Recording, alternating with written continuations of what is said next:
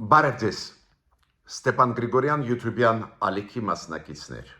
Ողջունում եմ ձեզ բոլորիդ,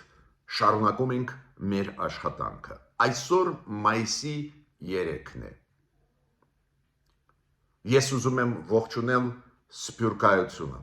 Արցախայությունը, բոլոր առանց բացառությամբ Հայաստանի Հանրապետության քաղաքացիների։ Իրոք մեր աշխատանքը անհրաժեշտ է։ Մենք այսօր տեսնում ենք ոնց ոգևորվեցին Գյումրու ընտրություններից հետո պրո-ռուսական ուժերը Հայաստանում, ոնց ոգևորվեց Ռուսաստանը, ակտիվանում է Հայաստանում, ակնհայտ է, որ ուզում են ապակայունացնել Հայաստանը ու դրա միջոցով գալ իշխանության պրո-ռուսական ուժերը Ռուսաստանի հետ միասին, պարզ է մենք պետք է դրան դիմադրենք ու իմ ելույթներում ես այսօր էլ կասեմ ինչ պետք է անի մեր կառավարությունը պաշտպանելու համար Հայաստանի ժողովրդավարությունը Նիկոլ Փաշինյանի նկատմամբ, վարչապետի նկատմամբ մենք էլ ունենք լրջագույն ասելիքներ, բայց հիմա դա օգտագործվում է միայն նրա համար, որ պրո-ռուսական ուժերը կան, այն ուժերը, ովքեր ուզում են մեզ մտցնել միութենական պետություն, ռեալ սուվերենություն Հայաստանի փակել, ու դրան մենք պարտավոր ենք դիմադրել։ Ես համարում եմ, որ այո, մենք պետք է եւ դիմադրենք, որ պրո-ռուսական ուժերը Ռուսաստանի հետ միասին չգան իշխանության Հայաստանի, մենք պետք է փորձենք աջակցել այս կառավարությանը հենց նրանով, որ այս գործող կառավարությունը Հայաստանի ավելի էֆեկտիվ քայլեր անի, պաշտպանի մեր հայրենիքը, մեր սուվերենությունը, մեր ժողովրդավարությունը։ Ուստեղ է շատ կարևոր է ուսումնասիրել այն փորձը, որը ունեն տարբեր երկրներ, նաև այդ թվում դեմոկրատական երկրներ, Եվրոմիության անդամ պետությունները, նաև ԱՊԷ երկրներ, եւ պարզ է այսօր նորից ես կշարունակեմ այն, ինչ միշտ անում եմ, դրական օրինակները կբերեմ այն զարգացումների, որոնք կան աշխարհում։ Միշտ դրական օրինակները շատ կարևոր են։ Իդեպ ասեմ ձեզ, մի քանի անգամ ես ձեզ ասել եմ ու ուզում եմ կրկնել։ Այս ճնշումը, որը գնում է Ռուսաստանի կողմից, սպառնալիքներ, ճնշում Հայաստանի վրա, ներսի 5-րդ շարասյան ակտիվությունը նաև կապված է դրա հետ, որ գործող կառավարությունը սկսեց լուրջ աշխատել Եվրոմիության եւ Միացյալ Նահանգների հետ, Եվրոմիության հետ եւ Միացյալ Նահանգների հետ, նաև այլ պարտներների հետ, բայց այս ուղղությունները իրոք կատաղացնում են Մոսկվան, Կրեմլը։ Դա է պատճառը, որ հիմա բարի բուն իմաստով գնում է արշավ։ Ու այդ պայքարում մեր ժողովրդավարության դեմ, մեր անկախության դեմ օգտագործվում են տարբեր մեթոդներ, այդ հիբրիդային հայտնի պատերազմ, որի մեջ մտնում է նաև ստեղծել ֆեյկային ակտիվիստներ, ստեղծել ֆեյկային ինչ-որ մարդկանց իբր զբաղվող մարդու իրավունքների հարցերով։ Լուրջ է վիճակը, բայց խոճապի պետք չի մատնվել, ուղղակի պետք է փորձել ուսումնասիրել, ինչը մենք անում ենք միշտ մեր YouTube-յան ալիքի շրջանակներում, առաջարկներ ուղարկել կառավարությանը, որ կառավարությունը շարժվի։ Չի արձագանքի կառավարությունը, չի կարողանալու պաշտպանել մեր հասարակությունը այս հարձակումներից հիբրիդային։ Կգա ընտրության օրը 2026 թվի ժողովուրդը իր պատասխանը կտա։ Բայց շանսեր կան կառավարությանը ուղղել դեպի ճիշտ քայլեր։ Օրինակ այսօր, երբ որ մենք ձեզ հետ կուսումնասիրենք տարբեր երկրների փորձը, նաև օրինակ Գերմանիայի փորձը, ոնց է պաշտպանում Գերմանիան իր հասարակությունը ծայրահեղ ուժերից, պրովոկատորներից, սադրիչներից, ինձ համար պարզ է նաև ինչ պետք է արվի Հայաստանում։ Օրինակ ես կասկած չունեմ, որ Հայաստանում պետք է սահմանափակվեն իրավունքները երկրորդ եւ երրորդ նախագաների եւ պետք է սահմանափակվեն իրավունքները մի շարք կուսակցությունների, նաեւ այդ թվում կապված օլիգարխների հետ, նաեւ այդ թվում նախկին իշխող ուժի սահմանափակվեն։ Ու այդ օրինակները ես կբերեմ, ոնց այդ հարցերը լուծվում են տարբեր երկրներում։ Օրինակ, դուք գիտեք, որ Գերմանիայում ընդունվեց որոշում, որը բավական բարդ որոշում էր, երկար Գերմանիան այդ որոշմանը գնում էր, չէին ուզում դա կիրառել, հիմա ստիպված են։ Դուք գիտեք, որ վերջի Բունդեստագի ընտրությունների ժամանակ երկրորդ տեղը զբաղեցրեց երկրորդ տեղը։ Այլընտրանք Գերմանիայի համար քաղաքական ուժը, այլընտրանք Գերմանիայի համար։ Ծայրահեղ աչքեր, ովքեր եւ Եվրոմիության դեմ են, եւ պրոպուտինյան են բացահայտ, բացի դրանից դաժան քաղաքականություն ունեն միգրանտների նկատմամբ, այլ ազգերի նկատմամբ, այլ կրոնի ներկայացուցիչների նկատմամբ։ Հիմա մարդիկ գալիս են քվեարկում են։ Ոնց անես, որ մի կողմից ժողովրդավարությունը զարգանա, մյուս կողմից ինչ որ սահմանափակես այս բավական վտանգավոր երևույթներ, երբ որ քաղաքական ուժերը, որոնք հերու են դեմոկրատական հայացքներից, հենց ժողովրդավարությունը օգտագործում են պոպուլիզմով, հավաքում են մեծ թվով ձայներ։ Ուրեմն կա ֆեդերալ գործակալություն Գերմանիայում, որը հենց զբաղվում է սահմանադրության պաշտպանության հարցերով, ու իրանք ունեն իրավունք սահմանափակել կուսակցությունների գործունեությունը։ Ու այդ որոշումը այլ տանք Գերմանիայի դեմ ուղված ընդունվեց Գերմանիայի կառավարությունը։ Ուրեմն այս հավապատասխան գործակալությունը Գերմանիայի ֆեդերալ կառավարության որոշում ընդունեց, որ այլընտրանք Գերմանիայի հետ կապված այդ կուսակցությունը ծայրահեղ կազմակերպություն է, աճ ծայրահեղ կազմակերպություն է, ավտոմատ, քանի որ այս որոշումը ընդունված է, Գերմանիայի համապատասխան մարմինները, ներքին գործերը, այլ ինստիտուտները իրավունք ունեն, օրինակ, գաղտնալսել իրանց հեռախոսազրույցները։ Օրինակ, սահմանափակել իրենց հնարավորությունը անցկացնել միջոցառումներ։ Ինչ եմ ուզում ասել։ Կուսակցությունը, որը ապակայունացնում է ներսից իր գաղափարախոսությամբ Գերմանիան։ Մի կողմից ժողովրդավար երկիր է ու Գերմանիայի ժողովրդավարությունը իրոք դասական ժողովրդավարություն է, մյուս կողմից ոնց կարաս տալ հնարավորություն պոպուլիստներին աճ, այդպես հեշտ ապակայունացնել, հրահարել միջ ազգային կամ միջկրոնական բախումներ երկրում ու մցրեցին սահմանափակումներ։ Հիմա գաղտնալսվում է իրանց ղեկավարների զրույցները, քննարկումները, դրան հիման վրա իրանց վրա քրեական գործեր կհարուցեն։ Քիչ է որ իրանք հրահարում են ատելություն Գերմանիայի ներսում, այդ ուժը այլընտրանք Գերմանիայի համար, այդ ուժը բացի դրանից պրոպուտինյան ուժ է։ Եվրոմիության դեմ պայքարող ուժ է։ Ու դա պարզ է ինչ վտանգներ է իր մեջ պարունակում Գերմանիայի ժողովրդի համար, Գերմանիայի պետականության համար։ Ու գնացին սահմանափակումների առանձին օրենքի շրջանակներում։ Մեզ մոտ մեծ գաղտնիք չի, ինչ գործունեություն են ծավալում նախկին իշխող ուժերը։ Ոնց են տրամադրում հայոց պետականության դեմ փորձում Եվրոպան։ Ու ժամանակը եկավ, այո, սահմանափակումներ մտցնել իրանց գործունեության մեջ, կամ եթե նախկին պաշտոնյա կամ նախկին նախագահ ասում են, որ մենք ենք հրահրե պատերազմը, ոչ թե Ադրբեջանը հարձակվեց Արցախի վրա, Ադրբեջանը հետո ավելի ուշ հարձակվեց մեր վրա, որ Հայաստանն է մեղավորը, դա հակապետական հայտարարություն է, դա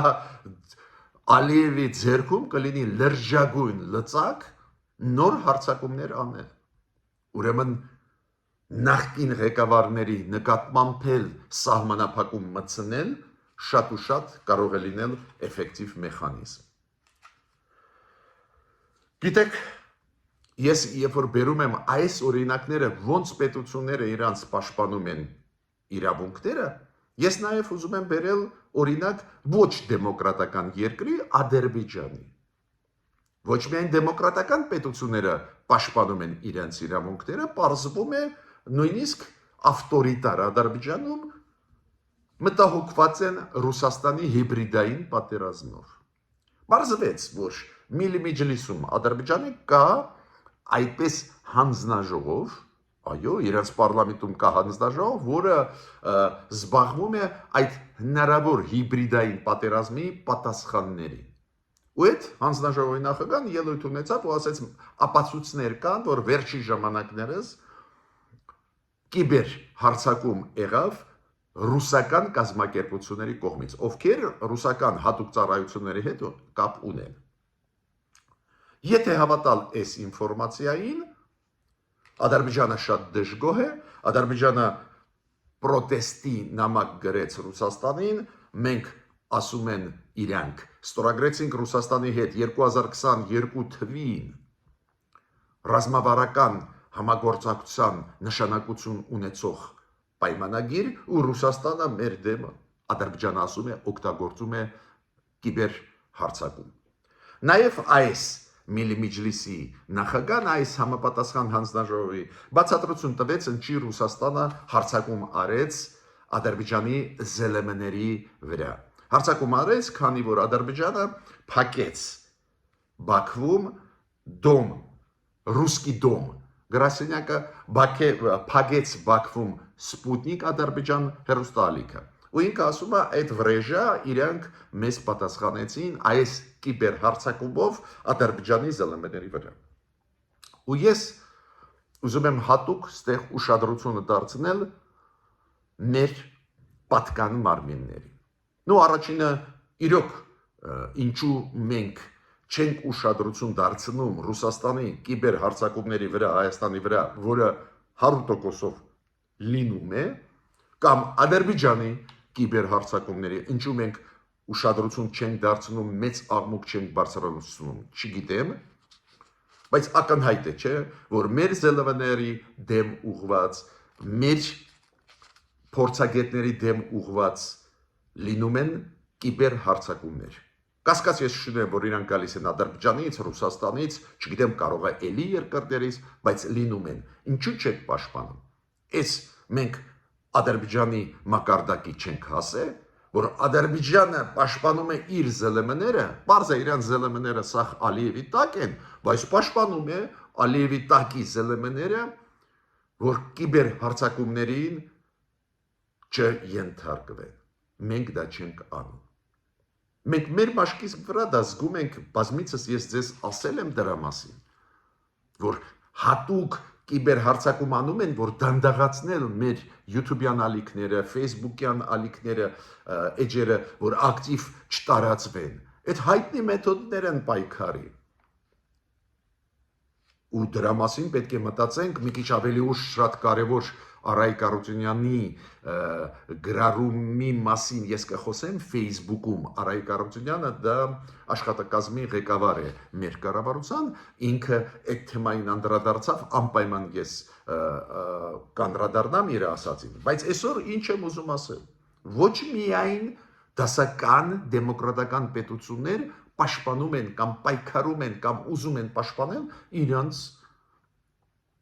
անվտանգությունը, իրանց հասարակական դաշտը, նաև իրանց շահերը պաշտպանում են նաև ավտորիտար ռեժիմները Ալիևի պես, քանի որ իրանք իրենց տեսանկյունից են նայում այս կիբեր հարձակումների վրա։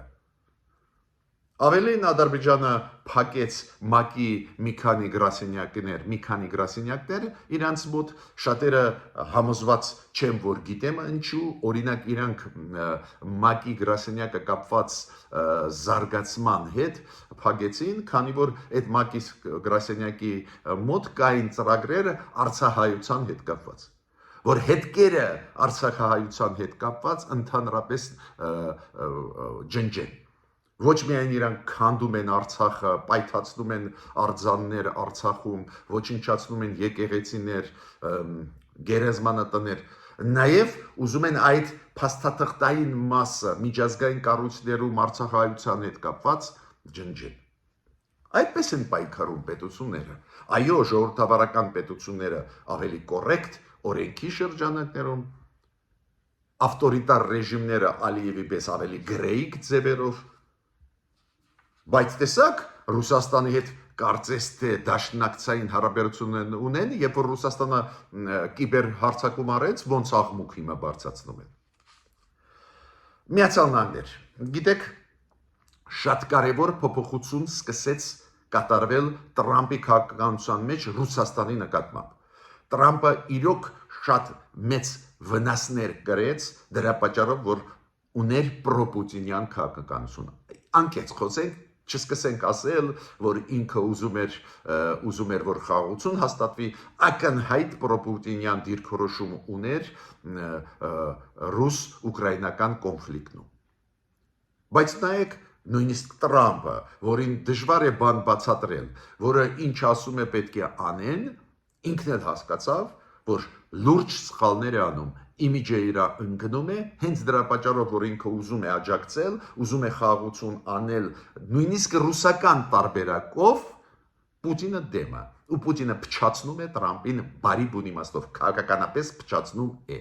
քանի որ պայմանավորվածություն ձեռք են բերում, Ռուսաստանը մյուս օրը կրակում է Ուկրաինայի վրա, պայմանավորվածության ձեռք են բերում, էլի մի հատ կրակում է Ռուսաստանը Ուկրաինայի դեմ,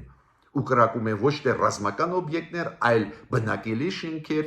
ու ավտոմատ դա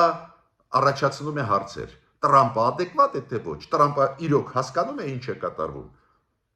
Պարզվեց այնուամենայնիվ սկսեց հասկանալ։ Դուք գիտեք, որ հիմա բարի բուն իմաստով գնում են բանակցություններ, Միացյալ Նահանգներ, Եվրոմիություն ուժեղացնել սանկցիոն քաղաքականությունը Պուտինի դեմ։ Ուրեմն արտգործնախարարը Ֆրանսիայի գտնվում էր Վաշինգտոնում ու Մարկո Ռուբիոյի հետ պայմանավորվեցին այն համատեղ փաթեթների հետ, ոնց ուժեղացնել սանկցիոն քաղաքականությունը Ռուսաստանի դեմ ուղված, առաջի հերթին Գազպրոմի դեմ ուղված, Ռոսնեֆտի դեմ ուղված, նաև կտուժեն այն պետությունները, ովքեր առնում են նավթ Ռուսաստանից, առաջի հերթին Հնդկաստանը եւ Չինաստանը։ Միտքս ինչու՞մ է, որ նույնիսկ Տրամպը սկսեց լսել իր խորհրդականներին, հասկացավ ինչքան լուրջ է վիճակը։ Դուք գիտեք, Տրամպի կուսակցությունը պարզ է, Տրամպի առաջարկով սկսեցին Սենատում հանրապետականները հավաքել ստորագրություններ, մենք խոսել ենք դրա մասին, 72 սենատոր ստորագրություն դրեցին Ռուսաստանի դեմ ահավոր ուժեղ սանկցիաներ կիրառել, ահավոր փաստաթուղթ է, չեմ ուզում կրկնել, ու 72 սենատոր ստորագրեցին, եւ հանրապետականները, եւ դեմոկրատները, դա նշանակում է, որ նույնիսկ եթե Տրամպը ուզենար վետո դնել, վետոն հաղթարված է 67-ից ավելը, բայց միտքս ինչու՞մ է, ակնհայտ է այս ցուցմունքը իր թիմին տվեց հենց Տրամպը, որ Ռուսաստանի դեմ պետք է ուժեղացնել սանկցիոն քաղաքականությունը։ Այո, լավ դրական լուր է մեզ բոլորիս համար, նաև Ուկրաինայի, բայց ինձ համար շատ կարևոր է, տեսակ Տրամպը, որը ակնհայտ տրամադրված է դրական Պուտինի նկատմամբ ու չի թաքցնում, ստիպված էր պաշտպանել իր երկրի շահերը։ Ինքը հասկացավ, որ վարկանիշերը անկնում է, բացի դրանից վտանգներ են հեղինակության համար Միացյալ Նահանգների։ Ստացվում է, որ Պուտինի դուդուկի տակ պարում են։ Իմիջիայլոց ձեզ ասեմ, որ Տրամպը եւ պետքարտուղարությունը ասեց, որ մենք դուրս կգանք միջնորդի կարգավիճակից Միացյալ Նահանգներ, Ուկրաինա, Ռուսաստան, մենք էլ միջնորդություն չենք անի, քանի որ չի համաձայնվում Ռուսաստանը խաղաղությանը, ու դա նշանակում է միանշանակ, որ կմիանա Ամերիկան Եվրոմիության քաղաքականությանը սանկցիոն քաղաքականություն իրականացնել Ռուսաստանի դեմ։ Միջնորդի դերից Միացյալ Նահանգները դուրս կգան ու կվերադառնան Ուկրաինայի կողմնակցի դերին։ Իմիջիայլոց Տրամպը մյուս տարվա 2026 տարվա բյուջետային տարվա բյուջեն պլանավորում է հիմա ու այդ բյուջեում պլանավորում է 1 տրիլիոն դոլարից ավել հատկացնել պաշտպանության նախարարությանը, պաշտպանության հարցերին։ Սկսում են հասկանալ ինչքան լուրջ է վիճակը աշխարհում, ինչքան լուրջ է ցանկությունը Պուտինին ամբողջ Ուկրաինան գրավել, մտնել Բալտյան երկրները, կամաց նույնիսկ Տրամպը սկսեց դա հասկանալ։ Մենք խորացած ենք այս թեմաներին։ Մենք գիտենք, որ Պուտինի նպատակը չի Հռիմը վերցնել։ Դուք գիտեք, առաջարկություններից մեկը Ամերիկայի նա էր, որ Հռիմը ի պաշտոնե աշխարհը կճանաչի Ռուսաստանին, միայն թե դադարեցնի պատերազմ։ Դրան չհամաձայնվեց Պուտինը, ասեց ոչ, Հռիմ, այն 4 տարածքներ, բանակ չպետք է ունենա, ՆԱՏՕ չպետք է մտնի Ուկրաինան, Եվրոմիություն չպետք է մտնի,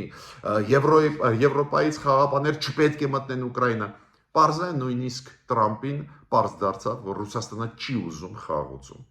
Բայց այդ օրինակը ինչու ես բերում եմ Տրամպի հետ կապված, որ ցույց է տալիս, որ ինչ որ պայից պետությունը ցանկացած նաև հզոր պետությունը սկսում է մտածել իր հեղինակության մասին, իր պաշտպանության մասին։ Այո, դա նաև պաշտպանություն է Ամերիկայի համար, քանի որ Ամերիկան շատ արագ կորցնում է դաշնակիցներ, նաև այդ թվում Եվրոպայում։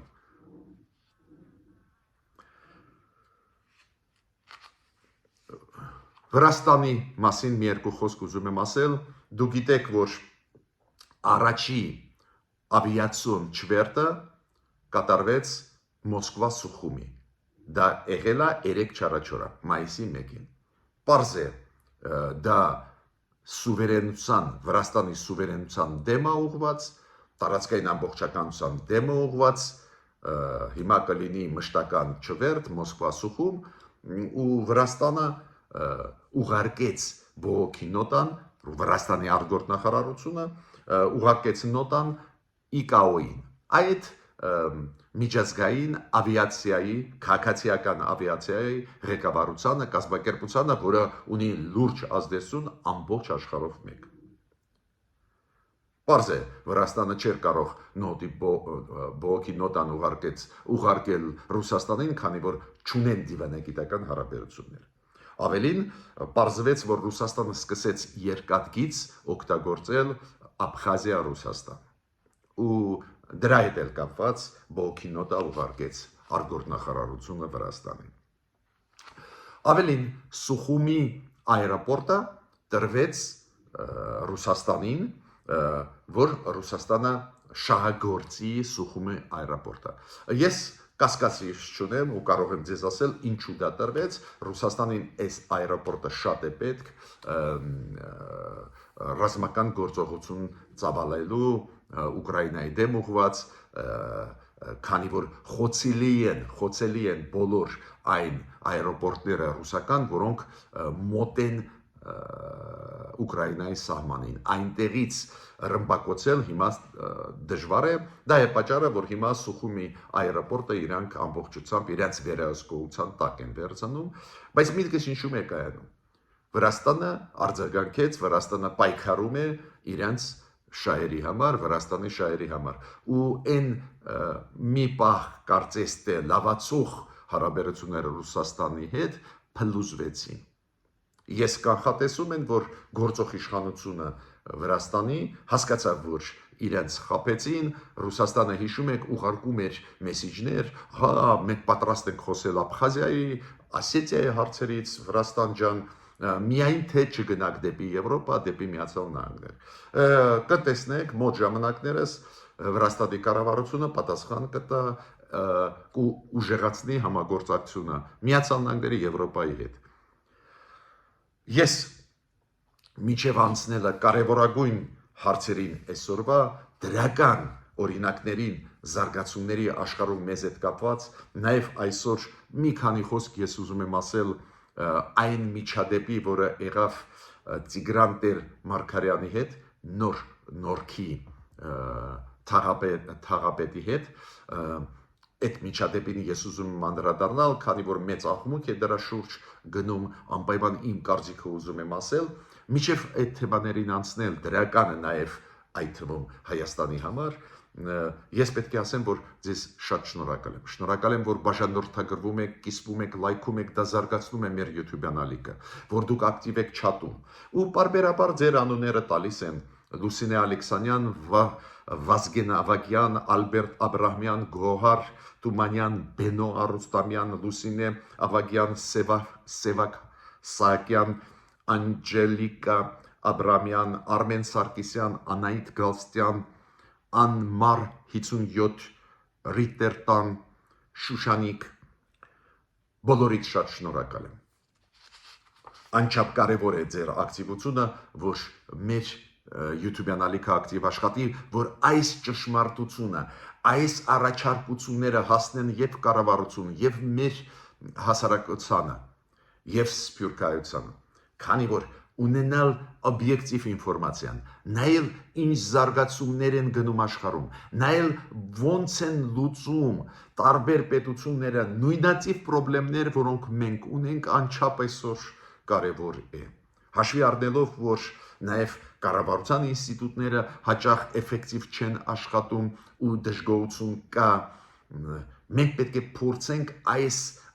օրինակները, առաջարկությունները առաջ բերել։ Հիմա դրական նորությունների մասին ես համարում եմ շատ կարևոր մեզ համար ու դրական, երբ որ միջազգային կառույցները տեղը դնում են Ադրբեջանին։ Ուրեմն շատ հեղինակավոր կազմակերպություն Amnesty International,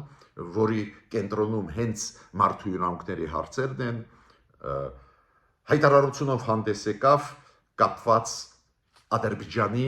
քաղաքականությանը Արցախայության դեմ։ Փայլուն տեքստ, հղումներ Եվրոխորհրդի խորհրդարանական վեաժողովի, ԵԽԽՎ-ի վրա ու հատուկ նշվում է, որ աշխարհը փաստորեն մոռանում է, մոռացան է մատնում այն իրավունքը, որ Արցախայությունը իրավունք ունի վերադառնալ հայրենիք Լեռնային Ղարաբաղ։ Պարզ է ամեն մի սխալի մասին գրված է, դատապարտված է էթնիկ զտում Արցախայության։ Անչափ կարևոր է դա, որ մի քիչ մենք զսպենք այդ ախոժակը Ադրբեջանի հարձակվել մեր վրա ու հարավում Հայաստանի օտարել մեզանից ճանապարհները։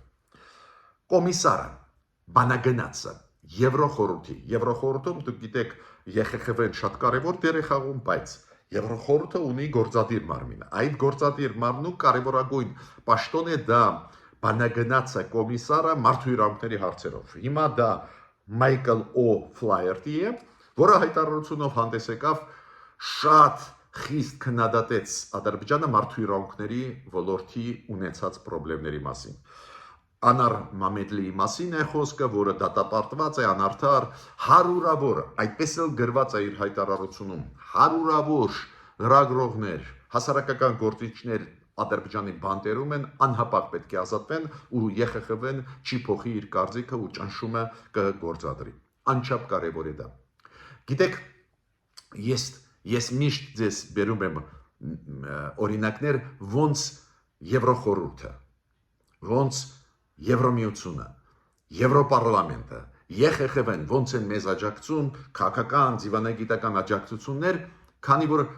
պարբերաբար լսում եմ տարածվող պրոռուսականների կողմից Հայաստանի ներսում թեզը, որ արևմուտքի համար հարավային Կովկասը հետաքրքիր չի, Հայաստանը հետաքրքիր չի։ Դա սուտ է, դա ռուսական նարատիվ է, ու հիմա բերում եմ ձեզ խոշոր օրինակներ, որ դա սուտ է։ Ուրեմն Վալենսիայում անցավ ԻՊՊ-ի համագումարը։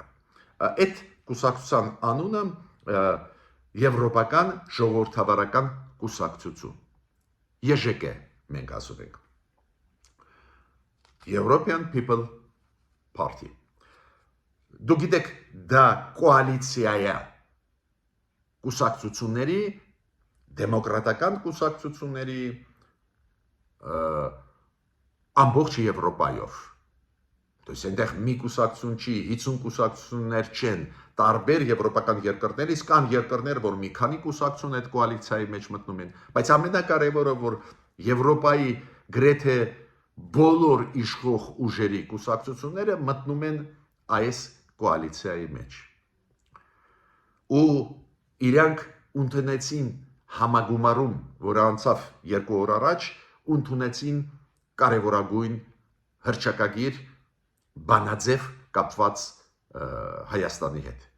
Պարզ է ողջունեցին, որ Հայաստանը գնում է դեպի եվրոինտեգրացիա։ Ողջունեցին մեր պարլամենտի որոշումը գնալ դեպի եվրոինտեգրացիա։ Ողջունեցին, որ մենք սառեցրեցինք մեր անդամակցությունը ԵԱՏՄ-ում։ Ողջունեցին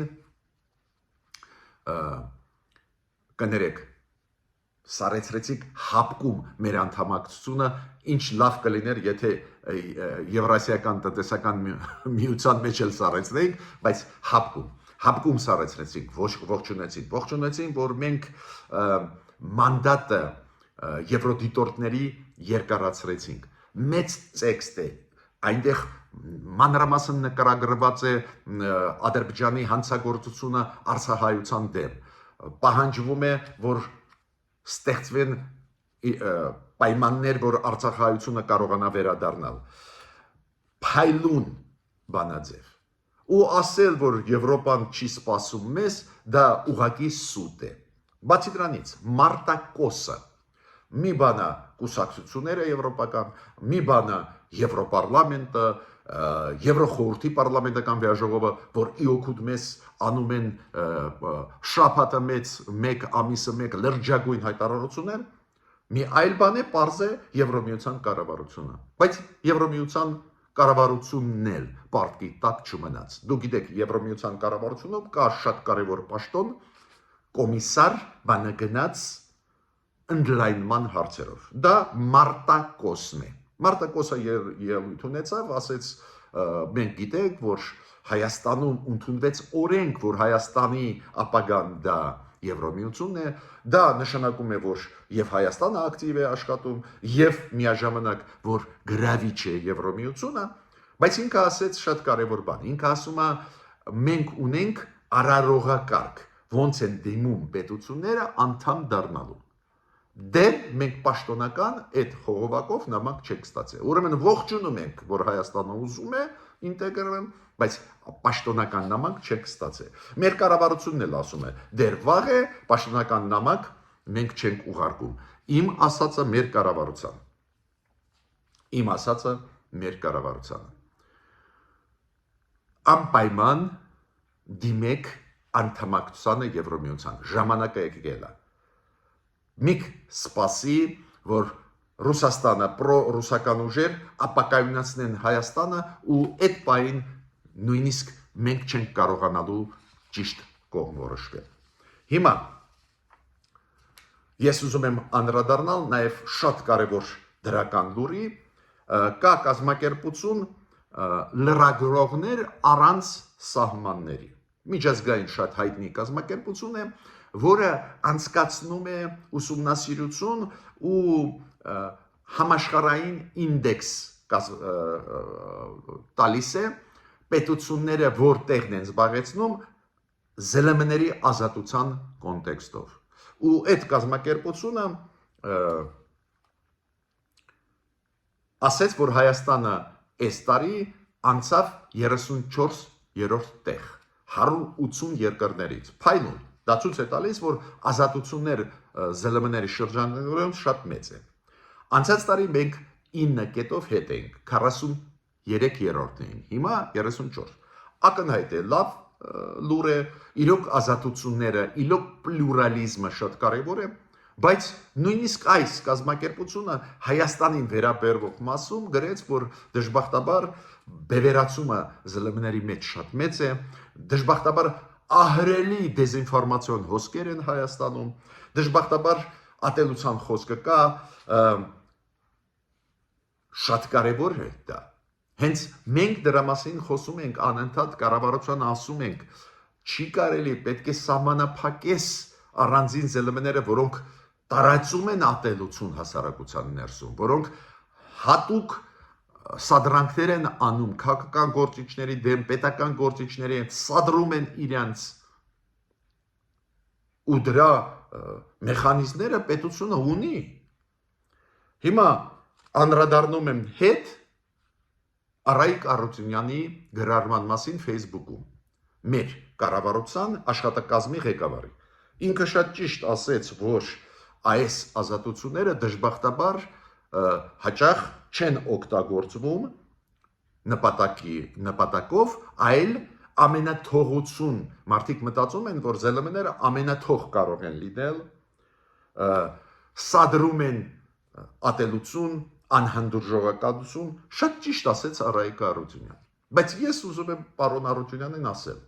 բայց ինչի մենք ոչ մի կոնկրետ քայլեր չենք անում, ինչի դուք անընդհատ վախում եք, որ ձեզ կմեղադրեն, որ սահմանափակում ենք ազատությունները։ Այդ ոնց է, ուզում եք ասել, որ Գերմանիայից մենք ավելի դեմոկրատական ենք, Մոլդովայից, Ռումինիայից ավելի դեմոկրատական ենք, բայց այդ երկրներում ստիպված էին փակել առանձին կուսակցություններ։ Նոր բերեցի օրինակ, այլընտրանք Գերմանիայի համար այդ կուսակցության ազատությունները հիմա մասամբ սահմանափակված են, ստիպված են։ Տարածում են ատելություն իրանք այլ ազգերի ներկայացուցիչների նկատմամբ։ Այս ինչի հետ է կապված, որ միջև հիմա ԱՊ-ի երկրների շրջանակներում միայն մեկ երկրում Հայաստանում ռուսական ալիքները հանգիստ մուլտիպլեքսով հերհարցակվում են։ Կոպիտ ասած, մենք ձեզ հետ մուծում ենք հարկեր պետությանը ու մենք թույլ ենք տալիս, որ հերհարցակվեն ռուսական ալիքները մեր մուլտիպլեքսով, մեր հանրային հերոստա հնարավորություններով, այդպես ձևակերպեմ։ Ուրեմն ուզում եմ ասել, ֆիքսումը Արայիկ Արությունյանի կողմից խնդիրների ճիշտ է, բայց գործի պետք է անցնենք։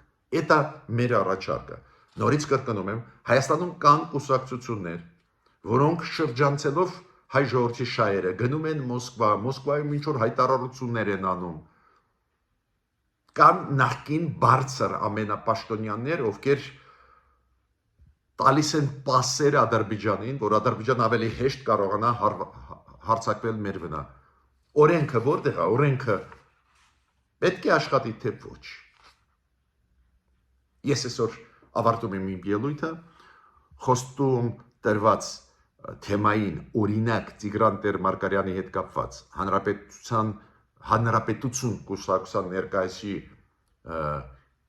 հետ կապված այդ մեծ աղմուկ կարծիք, այդ ինչ կատարվեց նոր-նորքի այդ շրջանում, այդ վարչական շենքի շրջանում, դրա մասին անպայման վաղը ես կխոսեմ, անչափ կարևոր թեմաներ են, բաց չեմ թողնի, բայց այսօր ավարտում եմ իմ ելույթը։